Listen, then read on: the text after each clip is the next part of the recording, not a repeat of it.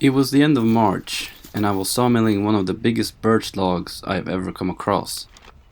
This was one of those times where, right from the very start, everything that could go wrong did, which gave birth to the idea that sparked this video, and that is how to easily overcome the challenges of chainsaw milling.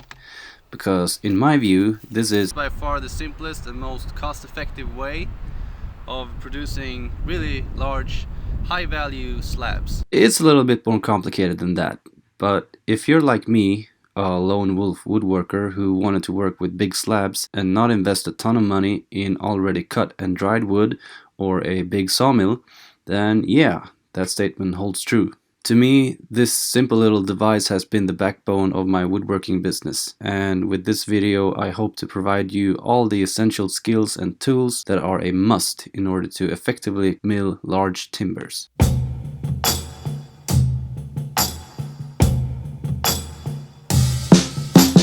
Now, the only other machines that I know of that are a step up from the Alaskan mill, the Lucas mill and the Peterson slabber.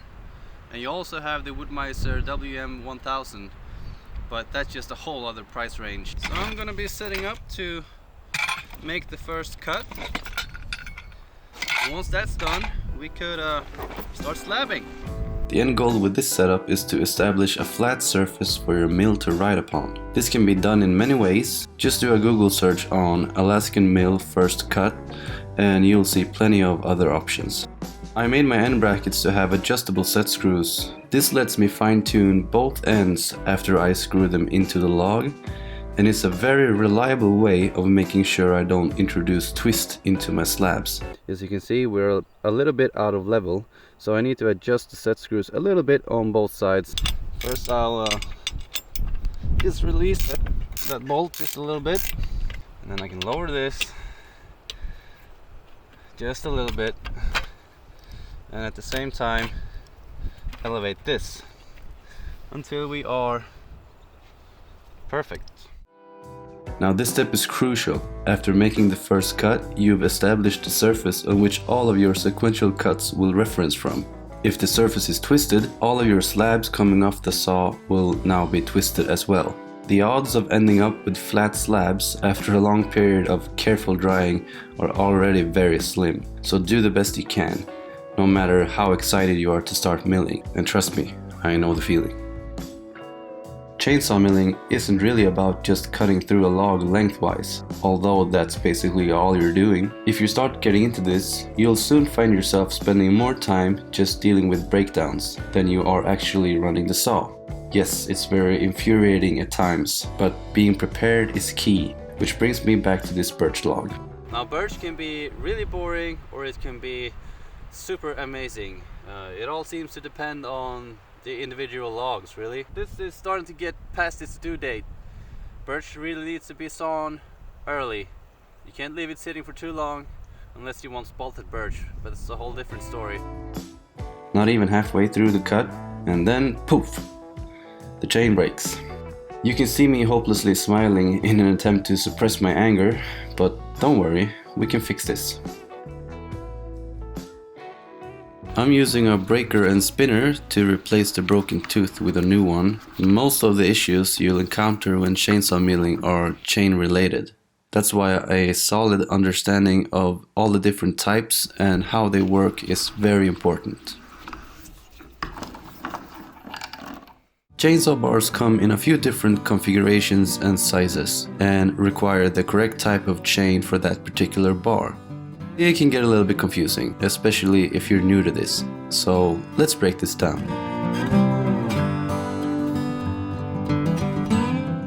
Starting with the bar itself, it's basically just a hardened piece of steel with a groove along the middle and a sprocket at the end.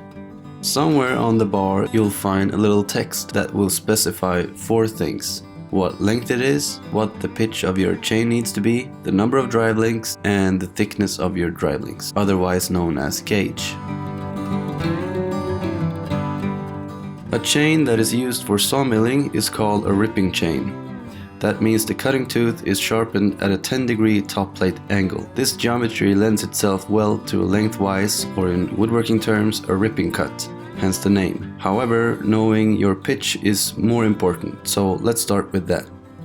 So the pitch is determined by measuring the distance between 3 consecutive rivets and dividing it by 2. Sometimes expressed as fractions such as 1/4 of an inch or 3/8 of an inch, or in decimal such as 0.325 or 0.404. For our application, I want to focus only on 2 types of chain pitch, the 3/8 low profile and the 0.404. I hate to complicate things even further, but the 3/8 chain come in both standard gauge and thinner gauge called low pro, short for low profile, while the 404 only comes in standard gauge. The thickness of the drive link on a low profile chain is just 1.3 millimeters or 0.05 inches. Compared to standard gauge, which is 1.6 millimeter thick or 0.063 inches, it doesn't sound like a big difference, but it's actually a lot bigger than you think. So this makes a huge difference when sawmilling, with the low pro being a lot faster, gives a narrower kerf, which in turn means less sawdust and higher yield, also less fuel being used. The only drawback is it being a bit more fragile. My suggestion is that you get the longest low pro bar you can find, then also get a double-ended bar with a minimum length of 64 inches. Use the low pro whenever possible and pull out the double-ender when you're up against the giants. So, glad we got that out of the way. Now let's get back to cutting slabs.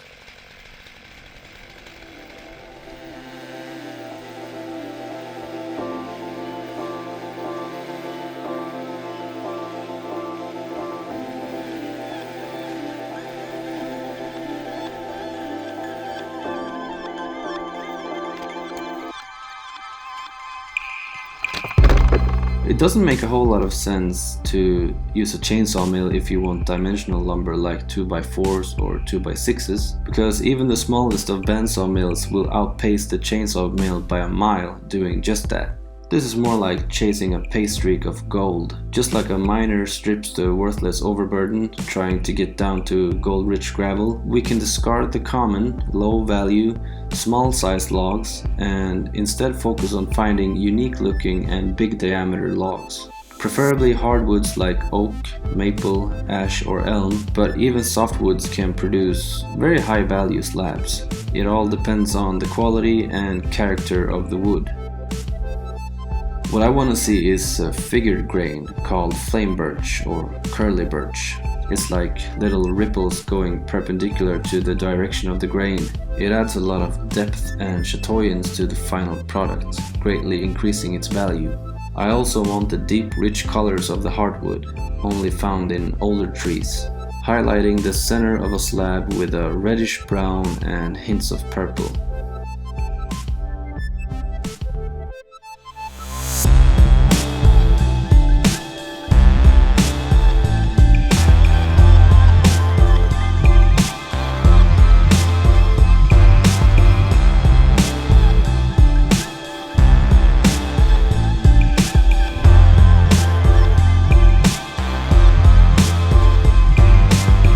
At first glance, this log had all those traits, but here's the difficulty with birch. They don't grow very old before the hardwood starts to rot.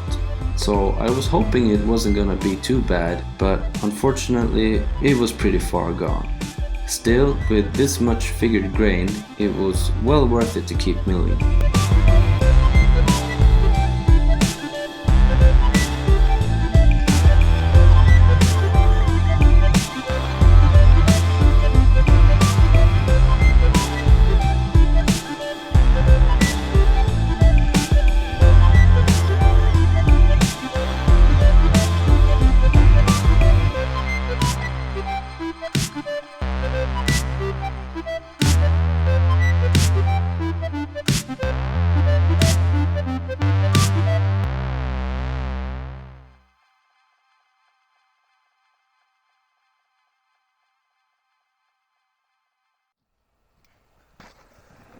So let's go over some of the tools that I think are essential to keep close to hand when you're milling.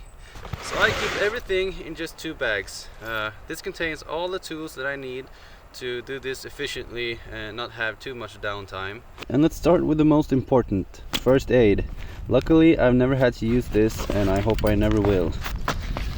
A spirit level, perfect when you're leveling out the rail for the first cut, or leveling out a base that you're going to be putting lumber on, or slabs. And then just wrenches and ratchet spanners of different sizes. This I tend to use for the bar nuts on the chainsaw. It gives a little bit more torque than the old standard chainsaw wrench. However, you absolutely need one of these, because you're gonna need this for tensioning the chain. And I also have I think this is a 1/2 inch socket, and this is what I use on the Granberg helper handle. And then a 13mm spanner, ratchet spanner. This is just invaluable when dealing with the Alaskan mill. A small hatchet, perfect for just stripping off pieces of bark or something that gets in your way, or pounding wedges, whatever you feel like. Measuring stick, tumstock we call these, super handy. A little utility knife, some pliers, screwdrivers, the actual drill, power drill, whatever you want to call it. So here we're getting into some more of the chainsaw oriented stuff. Here I have some sprockets of different sizes, a 3/8 and a 404. Those are your standard sizes for a milling chain. The bigger bars tend to use 404, and the narrower, the low pro, tend to use a 3/8. So you're gonna need both. Files, can't say enough about this. You don't want to get caught out in the field sawmilling and not have any files to sharpen your chain. This is going to be one of those critical things. I tend to sharpen my chain once every 2 or 3 slabs, depending on the species. Here's also just your standard chainsaw kit. This toothbrush is not for brushing my teeth, of course, but this is what I use. It's perfect for getting into those tight spots on the chainsaw that gets dirty. I wouldn't be able to function without having this little box here. I keep all my screws, some bits, there's some spare parts. I have some spark plugs for the chainsaw, and just something as simple as dropping one of these could ruin your day. You drop one of these in the snow, well, you're never gonna find it again. So keeping everything nicely organized like this is really going to help you out. And also some spare bar nuts for the chainsaw. Same thing here. Say you are replacing a chain and you drop one of these and you can't find it again, and maybe you're a couple of miles from your workshop or your garage or whatever, and so it's crucial to have these things on hand, close by, and so that whenever there's a problem, because believe me, there's gonna be problems, at least you got things to keep you going. Because the worst thing in the world when sawmilling is having to cut the day short just because you're missing like a stupid bolt or something. And again, the end brackets, this is what I use for my first cut. Yours might vary. And here's just a assortment of like crappy drills. They're really useful for when you're trying to dig out old nails or anything that's within the log that you need to get out. Usually when I encounter a nail, I could just grab a drill like this and poke a few holes, and then I can just get in there with a plier and bend it out. So that's super useful as well. A few wedges. The uses for these are pretty much endless. I use them all the time. And then last but not least, this is also some kind of thing I made a long time ago. And so I take my hatchet or a hammer and just pound it in, and these spikes here is gonna hold it in place. And I just put the end of my rope, I have a little loop there I can put over this and for the winch this thing, and I just have a small little pulley here to make it a loop, sort of, and that gives you really nice control when using the winch.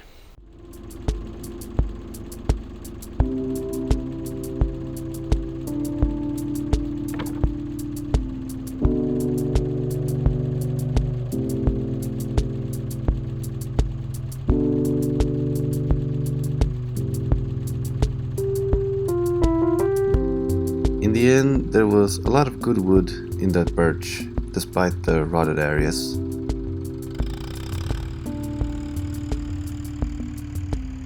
Next up on my list was this really cool looking pine log, and I guess now is a good time to talk a little bit about log orientation.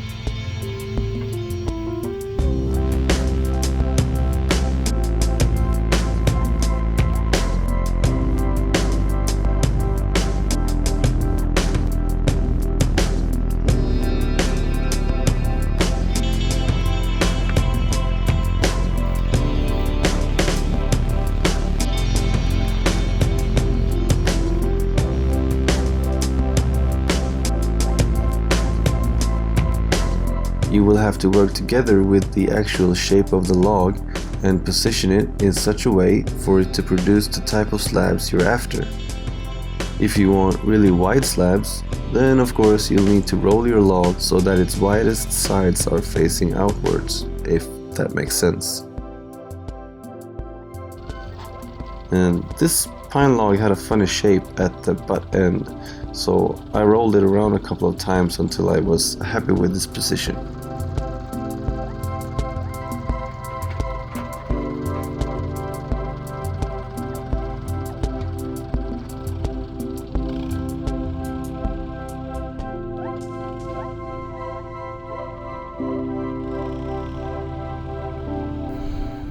So I've been told by the arborist who took this down that this tree was 300 years old. And if we get in really close, I guess we could affirm that. It's the growth rings are so tightly spaced that it's practically impossible to count these. So I don't have any reason to doubt his claim.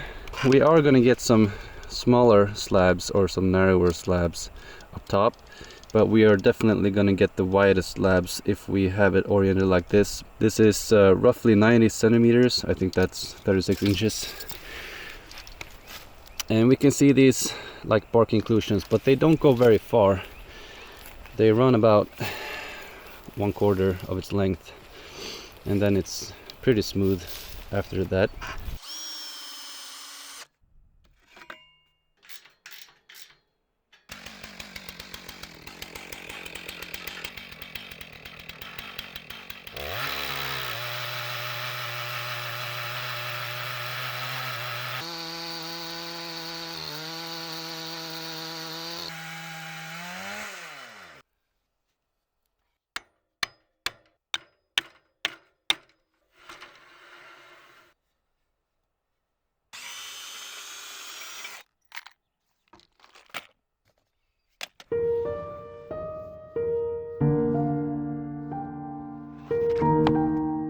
If you're on the fence about it, maybe you're looking for a hobby or to start a small business, but not sure if chainsaw milling is for you, then consider this. If it's big live edge slabs you want, then chainsaw milling is probably going to be your best bet. It's easy to understand and simple to use. Its minimalistic approach is going to keep you focused on doing the actual work and not fiddle around with complex and expensive parts. Even though things break, it's very easy to get back on track with just basic tools.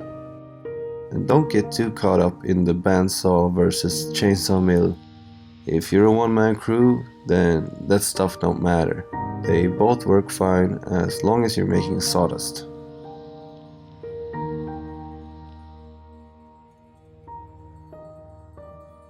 I plan to do a follow-up video about what happens next to this beautiful lumber. I can't leave it sitting out in the field like this, or it's gonna dry out too fast and bad things will happen.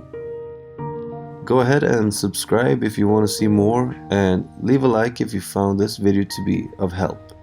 Thank you for watching, and I hope to see you on the next one.